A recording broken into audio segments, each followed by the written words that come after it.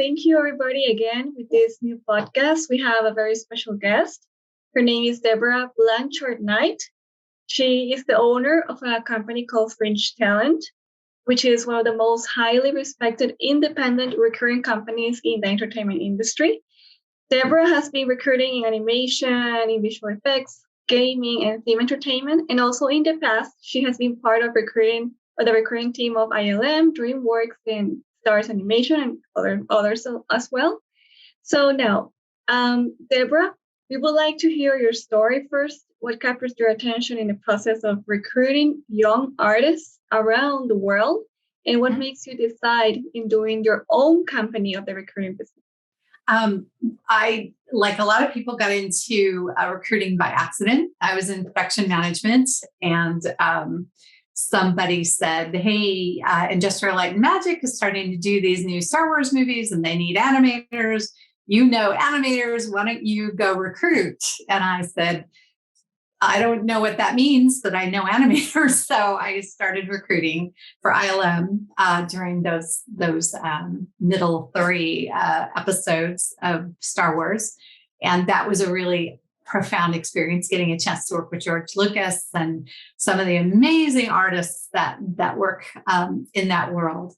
And while I was working at ILM, one of the most important components of my job was outreach to young talent, because at that time, in the late 90s, early 2000s, the industry was exploding. There was a lot going on, and there wasn't enough talent to go around to feed that. And then, it ebb and flows in this business. There's always times where we have too many and then not enough. And at that particular time, we didn't have enough. So we set up all kinds of outreach with a lot of schools in North America. And we sent people out to do talks and influence the kids and show them what we were doing and why we did it and what the different jobs were. And we tried to educate young people as to the opportunities, because at that time, a lot of them weren't thinking about the industry. They were looking at other things. So that was one of my favorite things. And that was early on in my career, and some of the young people that I encouraged and helped and just sort of championed to get them hired at ILM. I'm very, very proud now when I look at credits on movies and I see them as a visual effects supervisor or a CG supervisor or even just a senior artist. And I think, wow, I had a little bit of a hand and seeing them get their career started. And now look at them, they're doing these amazing things. So that's something I actually do love. It is near and dear to my heart. As a recruiter, I kind of look at myself as a conduit for helping other people achieve their dreams and their goals. And that's just a very rewarding thing for a lot of us recruiters actually talk about that. And we just really enjoy being able to help young people get a start in this business, because we understand it is a dream. Once you're in it, it's a lot of hard work. So I don't know if they always thank us for that, but we like to try and help when we can. So that's how I got started. Then from there, I moved around and I worked for Dreamworks for a while in-house back in the early days, and helped take the studio from a 2D studio to a 3D studio when we started doing Shrek and a lot of those movies. So that was a lot of fun. I got to get to know a whole different group of artists, because we were now in CG animation and not in visual effects. And we were doing the same thing, setting up an outreach to young people. And because you have to keep feeding that pipeline and bringing in fresh new talent, because we all retire eventually. So you've always got to have somebody new coming in, and it's important to get those young folks coming in. So we were part of an outreach program that was pretty massive, actually, at Dreamworks. They were pretty good about that, and even went as far as doing it internationally, setting up an internship program, and it was very robust. And then from there, I did a couple of smaller things, and then finally decided I'd done enough in-house to warrant going out on my own. And at that time, that was in about 2007.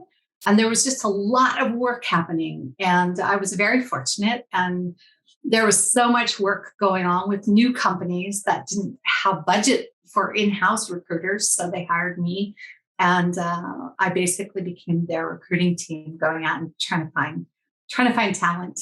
The thing I miss working for myself is that I often don't get to do the trips out to meet kids at schools or to work with more junior talent, because that tends to be an in-house thing, where they're developing their relationships with schools and with younger talent. But I still like to keep my eyes open for somebody that I think has what it takes, because if I can't get them hired right out of school, it doesn't take much before they're all of a sudden mid and senior level. So if I see a spark in a young person, I usually build a relationship with them and stay in touch. It seems like there is more than 2 decades of experience on your back, Debra. So. Yes, because we don't want to talk about that, Victor. Been around. But I believe our audience would be more than happy to see that you are a very experienced and talented recruiter and people that know how to walk the talk in this industry. Debra, in as you mentioned before, there are different times and different situations where there is more need of this talent or these skills, depending on the market and depending on the economy of the world and depending on how the entertainment industry is developing. Mm-hmm. Right now, saying the next 12 months, just to say some numbers, what are the skills that you are looking for, or you think that your clients are looking for? It's a really good time to be an artist right now. The pandemic had the opposite effect on the animation and to some extent the visual effects industry too, in that we were able to work from home easily and seamlessly, as opposed to live action where we depended on actors to be on a set, and that just couldn't happen. So a lot of the studios started greenlighting a lot of animation because we could work from home and get it done and get things on the air. So there's been a bit of a boom as stuff's been greenlit. So it's actually a really good time for artists. It's what I like to refer to as a seller's market. So essentially, if you are looking and you're good at what you do, somebody's going to hire you, because there's just not enough talent to go around. And as a result of that, it's also opened up the world. I would have said before the pandemic, the idea of working remotely with somebody, it was a harder sell. A lot of people wanted everybody in-house. Mm-hmm. That's still their go-to, but they couldn't do that. They had to work remotely. So what that did is it kind of opened up the world for us. And we were able to kind of go after people who weren't necessarily in Los Angeles or in Vancouver, and who we had to relocate or get a visa for, because everyone was working remote, and we just figured it out and we dealt with it. And it gave us an opportunity to start branching out and working with artists that we normally may not have been able to work with because of some of those limitations. So I would say it's a very, very good time to be an artist right now, pretty much across the board in almost every area. There's just really a lot of work and a lot of need, and people, studios are more open-minded to where we find that talent. As long as the talent is good and the situation works out, they're able to get the work done and hit their marks. I think that this is a really interesting time to sort of open that up for people. What about Unreal Engine, Debra? Do you think, since this is something new for different countries or different communities, but at the same time, the studios and some companies are looking for animators, texturing guys, compositing guys, and Unreal Engine. Mm-hmm. Is that a fact to say that in the future there's going to be more demanding? Those companies are going to be just extracting the Unreal Engine talent out of everywhere, or they will always going to need animators, texturing, and compositing guys? Mm-hmm. Unreal is an interesting subject. My area of expertise tends to fall in feature films, commercials, and television. I do a little bit of games work, and I know that my colleagues that work extensively in games work talk about UE all the time. So obviously that there's huge need in that world. I am noticing, however, more and more I'm getting smaller clients that are coming to me and wanting to do at least a portion of their pipeline in UE.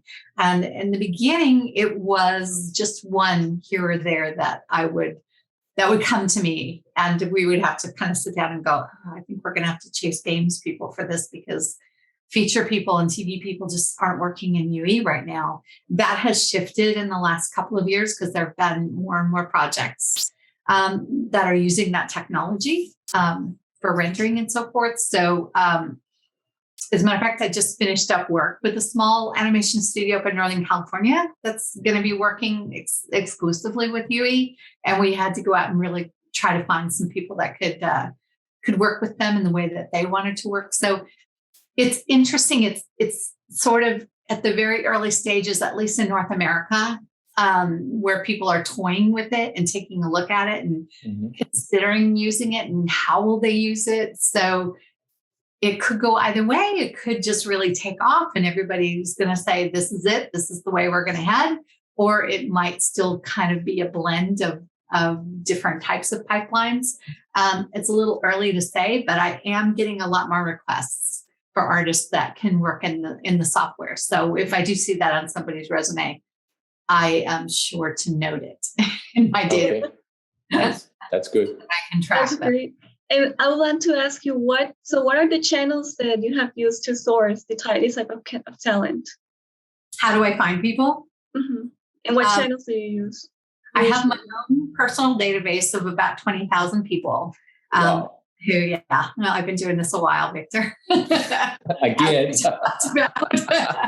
It wasn't me. It was you this time. Yeah, I know. I'll own it. So I have a personal database of about 20,000 people, most of whom I've either worked with or at least had a conversation with over the last 20 years. So that's my first place to track people. Then from there, I try to point this out as much as I can because I know the young people always go, really? But I have to say us recruiters rely really heavily on LinkedIn, primarily because the artists that use it properly and really what it is just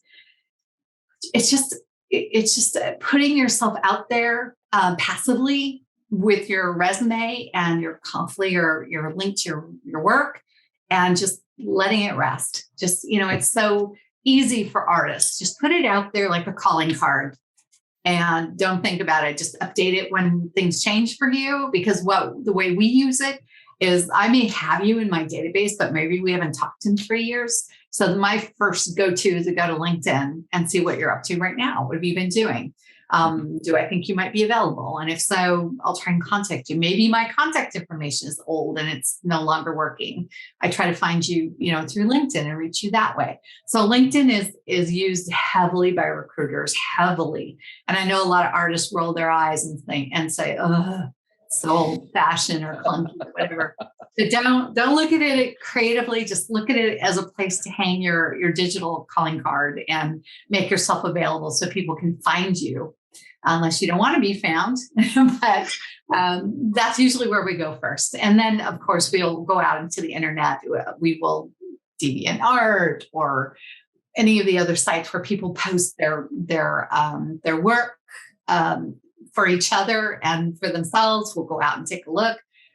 We will Google. Maybe you have a website out there on the internet somewhere. We can find you that way.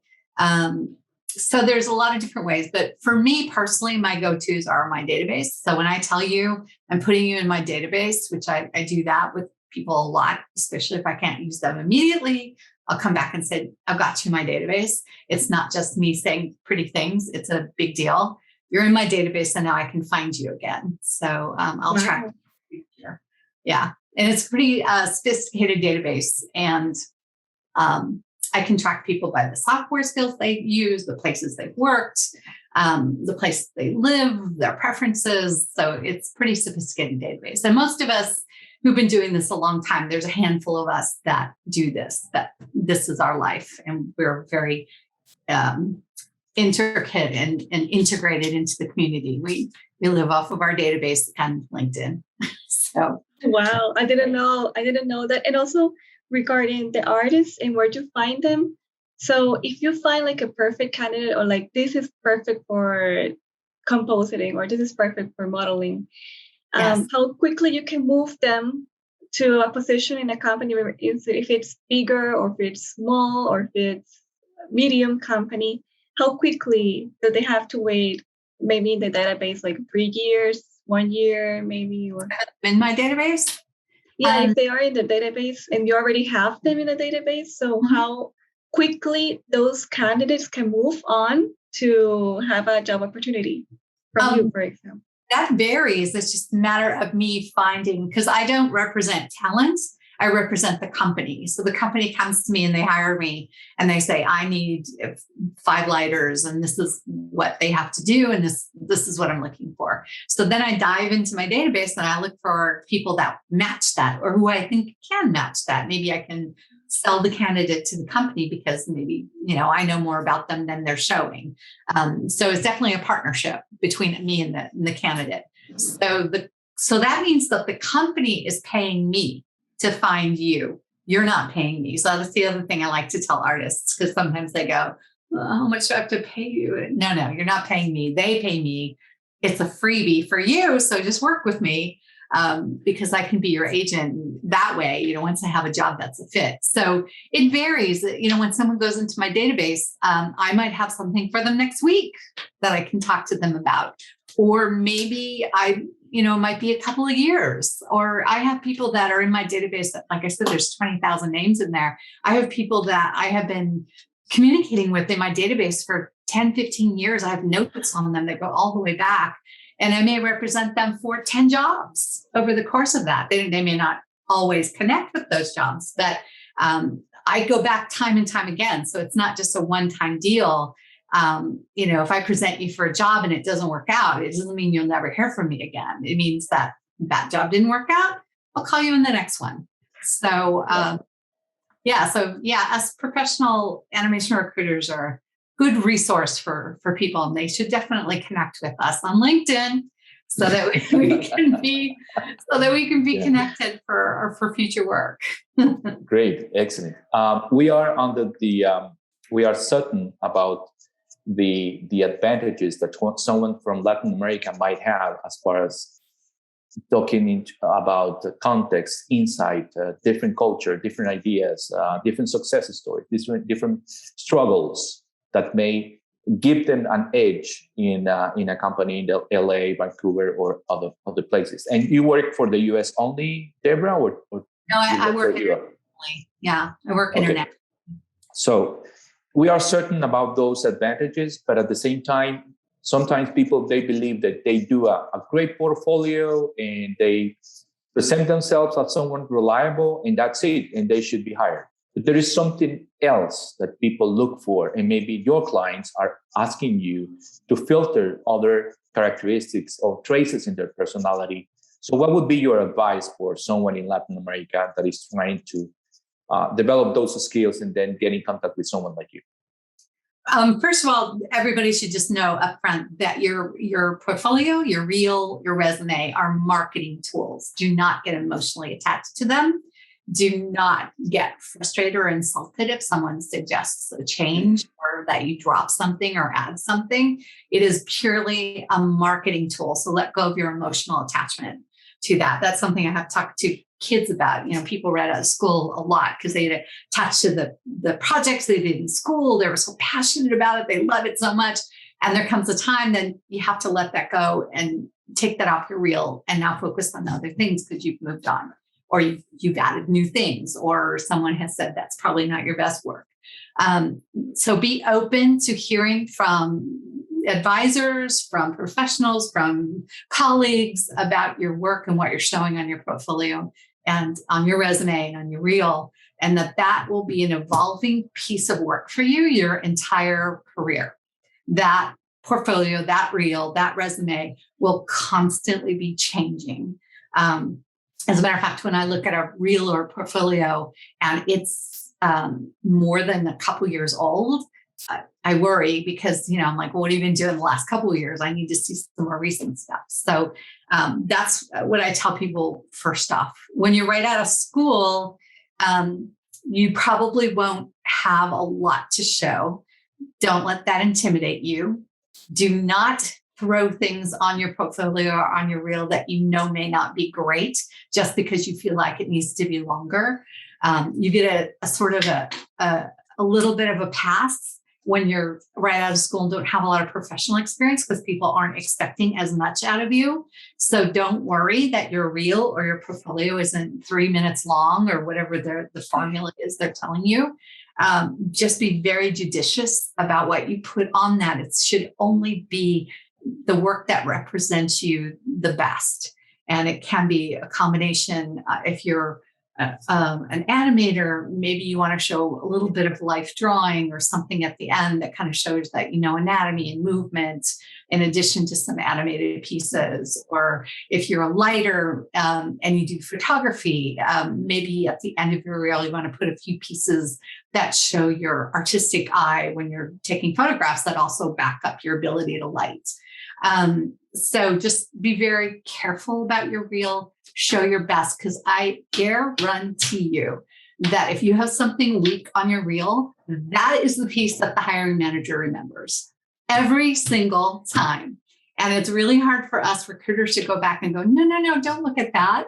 Look at this other stuff. So be really, really, really stringent about what you put on your reel. And if you aren't able to, ask someone to help you, ask someone to give you their opinion, and then take the average of all the people that are telling you things. And again, don't be intimidated if it's short. If you don't have a lot to show, that just means that maybe you need to work on some personal projects that you can add. Maybe you do some volunteer work on a friend's project so you can add it. Whatever you need to do to kind of build your reel and your resume. And as a student, you never stop learning. I mean, I know guys that have been in the business 20 years that are still taking classes. They're still pushing themselves to learn new software, new skills. They may be lighter. And now, you know what? I'm really tired. I want to be a texture artist. So I'm going to stretch myself and try and learn to be a texture artist. So as an artist in this industry, you will not stop learning. If you do, you're a goner. So because it's constantly changing. And we just talked about how UE is kind of coming into the fold, whereas before it was a Maya-centric world. And when I first started, it was a soft image world. So you will constantly be learning, and you should always be pushing yourself, always going to movies, seeing what other people are doing, taking a look at other artists online to see what they're doing, always trying to improve. And I don't think it's a bad thing to look at what other people have in their portfolios, because after all, you are competing with these other people for jobs. And if you're looking at their portfolio and not seeing enough, if you are seeing, I'm lacking in certain areas, work on building that up. Constantly pushing yourself. So the one thing I would say is that if your portfolio is not getting you a job, don't throw in the towel and give up on your dream. Just regroup, figure out what you need to do to strengthen the work that you're showing on your portfolio so that you can get somebody's attention. It's possible. It's always possible. And I've seen people come from behind and move out ahead and get amazing careers going just because they did not give up. So I would definitely encourage you. That's great advice. Debra, you just mentioned that COVID and everybody's just feeling that in reality. Mm-hmm. COVID just changed the life of everybody in the planet. It did. And it's giving a great advantage. It's giving more opportunities to the entertainment world. Yes. That's good. And it's great. Now, and this is something that I'm certain is just asking you an idea of how many positions do you think might be moving in your area or in your state or in your country, just to for our audience to have an idea of how many job opportunities they can compete for in the next 12 months. Are you saying how many jobs are out there to be filled right now? Is that the question? Yeah, just to give an example, if you have 10 clients or 5 clients, I don't know how many clients you have, but if they ask you each for 10 positions or 1 position, that makes a big difference, right? Yeah. So how does that work? How does that moves, that dynamic works? Yeah, there's so much work out there right now. I mean, I get emails. I mean, even I'm turning away work because I just don't have enough bandwidth to help everybody that needs help right now. Which I've been doing this for 10 years, and I've always been steadily busy, but I have never turned away so much work in my life. And I just can't be successful for everybody when they're all looking for the same people and they're all looking for hundreds of people. I would say you only have to look at some of the postings that are out there, because now people are starting to post too. Whereas before, sometimes there was that sort of hidden layer of, we don't need to post, we'll find these people on our own. Now everyone's posting because there's just too much work. It's a really good time to be getting into this business, because when that's the case, then hiring managers have to be a little bit more creative about how they hire. So they may want senior level people or people with 2 movies under their belts or whatever. But now all of a sudden those people aren't available. So now you have to look somewhere else to fill those roles. And how might you creatively approach that? Well, one of the ways is to hire somebody who's a little greener, may not be in the US, but whose book shows a spark, and maybe you can work with them. They become, that senior person later on. So I've seen that happen before, and I'm starting to see that happen again right now. So it is, there's a lot of work out there. You have only to look at a lot of the posting boards or some of the websites on some of the bigger studios to see they're all posting for open positions. And if you see needed lighter, it's probably they need 10 lighters. So they're just posting it once, but they need a lot. So just me alone, I think within the last week, I've had, I'm going to say, 6 studios of all sizes come to me looking to place at least 10 to 15 artists. Most of whom I had to turn away because I'm full up right now. It's a lot. Yeah, it might be a lot. We're talking about hundreds of positions. There's a lot of companies. And it's not just the US. I mean, they should look at Canada's on fire. They have a lot going up in Vancouver, Montreal, and Toronto are the 3 major cities that are doing a lot of work. US, England, France, Spain, Australia. Everybody's hiring right now. And what is the quality then? If there's a lot of jobs, then what is the quality of the reel that needs to be good in order to be and land in one of those jobs? Like if it needs to be like a super expert reel, or it needs to be a medium reel, or how could it be to manage that? Well, you need to know how to market yourself. And if you don't have any production experience, then you need to be realistic, and you're a junior. And that's fine. And you should market yourself. You should never market yourself for something you're not, because it just puts you into a category that you can't compete in. And it's not fair to you. So if you are just out of school or only have 1 show under your belt, you're a junior. And if you're applying for jobs that are senior, you're not competitive. I don't even need to look at your reel, and I'm going to say you're not competitive. So be realistic and go in and say, I'm a junior artist. Here is my reel. Here is what I've done. I would love to have an opportunity. I'll come in and I'll work really hard.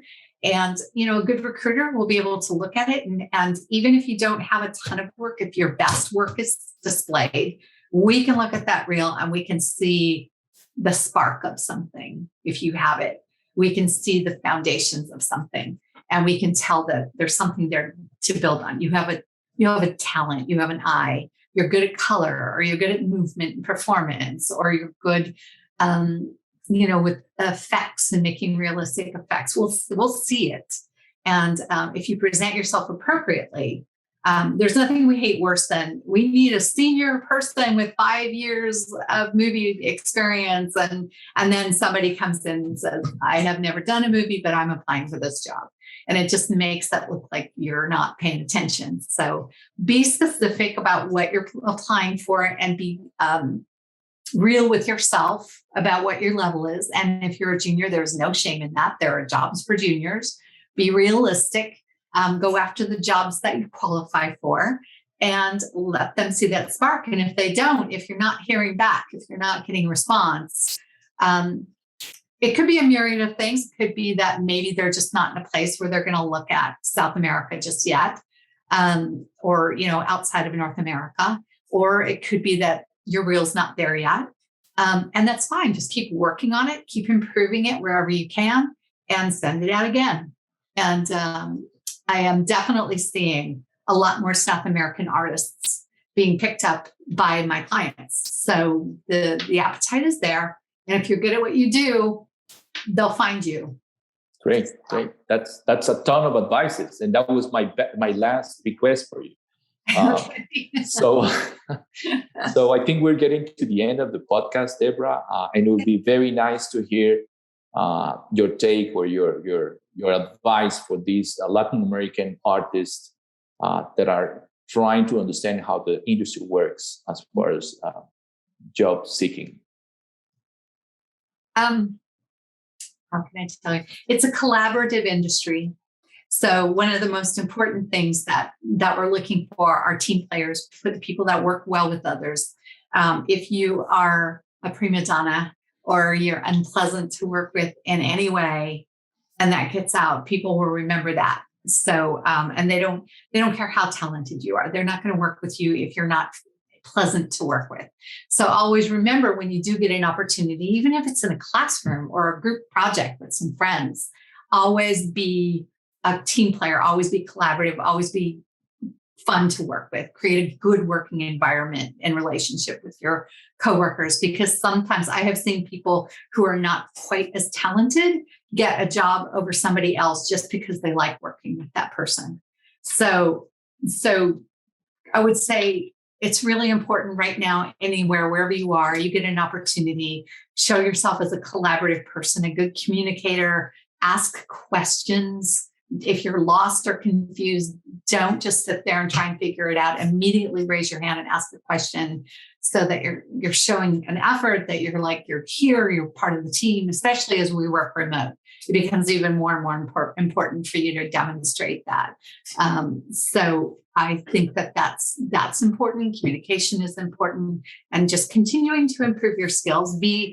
Always be a student, always be watching movies, and you never know when you're going to be in an interview with somebody who created a movie that you just saw and really enjoyed, and you can bring that up in the interview. And guess what? People like hearing that. So always, if there are movies out there that are coming out, just big or small, get out and see them. Stay for the credits.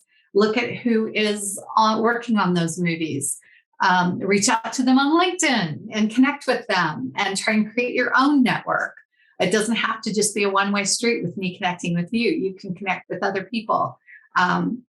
This is a very, very generous business. And if you are earnest and really want this career and passionate, so are they. And sometimes you'll find that they're willing to give you some feedback on your reel or your resume or your portfolio. And that is worth its weight in gold. So not just from a recruiter, but from an artist, maybe that you admire, that you saw in a movie, their work in a movie or online somewhere. This industry is very, very big on networking. And a lot of times, until recently when we couldn't find anybody, but a lot of times we filled jobs and staff movies through our networks, through people we know and like and want to work with. So be one of those people. You may not be geographically in a place where you can pop by and see somebody in a pub, but you can do it online, and you can certainly attend events like SIGGRAPH and whenever that's happening again. And get out there and watch people do presentations and ask questions and get to know them. This is the part of your career you can start right now, and you'll always be doing it, but start it right now and start building your network and becoming collaborative and showing people your passion and your love for the work. And it will help you get there a lot faster.